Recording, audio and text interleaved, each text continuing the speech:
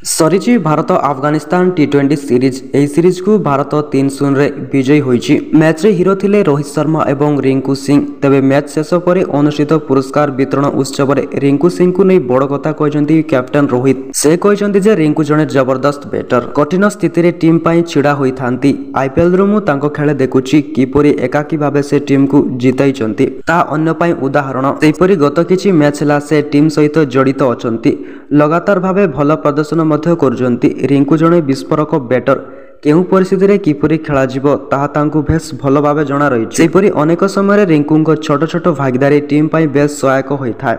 एई जेमिति आजिर score रे रिंकूंको सहयोगिता base रहिछि। गोटे पटे विकेट रो पतन हेउथा बेले रोहित अन्य पटे छिड़ा होइथिले, किंतु रिंकू सिंह क्रीज को आसिबा परे सबु किछि बदल जायतिला। आउ कोनसे विकेट रो पतन होई नथिला, बरं दर्जर सहित रिंकू सिंह बैटिंग करथिले आउ टीम को विशाल स्कोर करिवार सहयोग करथिले।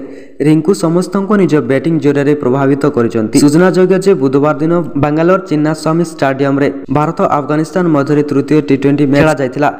टॉस जीति प्रथम बैटिंग करने को निष्पत्ति नहीं भारतीय टीम। प्रारंभिक झटका पर भारतीय टीम 212 रन कर सक्षम होता। रोहित शर्मा शतकीय पारी और रिंकू सिंह अर्धशतकीय पारी रे एक विशाल स्कोर कर सहायक होता। मैच रो शेष ओवर रे आवश्यक थिला 29 रन, एले अफगानिस्तान टीम 18 रन कर सक्षम होता। मैच टी टाई हो जाइथिला। शेष रे सुपर ओवर रे खेला जिबाकु निष्पत्ति नैथिला। सुपर ओवर रे प्रथम बैटिंग करी अफगानिस्तान टीम 16 रन करथिला। जवाब रे भारतीय टीम मध्य गोटी ओवर रे 16 रन करबाकु ही सक्षम होइथिला। सुपर ओवर टाई हेबाकु पुणी थरे सुपर ओवर एबाकु निष्पत्ति न जाइथिला, जेउथिरे प्रथम बैटिंग करबाकु पडिया कोल्लाइथिले भारतीय बैटर, जेउथिरे भारतीय टीम 11 रन ही करिथिला। जवाब रे अफगानिस्तान टीम 1 रन रे 2टी विकेट हराइथिला। नियम अनुसार भारतीय टीम विजयी घोषणा होइथिला, काईकिना सुपर ओवर 3 जण बैटर ही बैटिंग करबाकु आसी पारिबे। तेणु प्रथम 3टी बॉल रे 2टी विकेट हराई बसिथिला भ्रमणकारी टीम। तेणु 10 रन रे विजयी होइथिला Ghorai team. Bureau report, news ओडा टीवी 24।